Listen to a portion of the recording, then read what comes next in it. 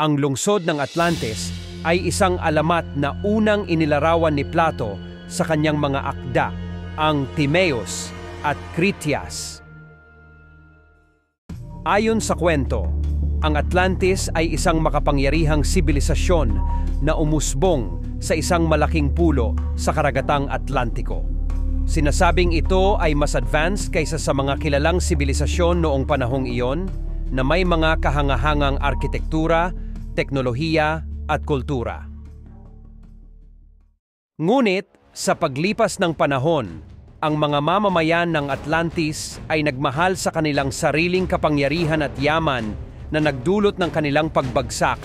Ayon sa alamat, nagalit ang mga Diyos sa kanila at nagpadala ng isang malaking lindol at baha na nagresulta sa paglubog ng Atlantis sa ilalim ng dagat sa loob ng isang araw at isang gabi. Hanggang ngayon, ang kwento ng Atlantis ay naging paksa ng maraming pagsasaliksik, teorya at imahinasyon, ngunit wala pang konkretong ebidensya na nagpapatunay na ito ay talagang totoo.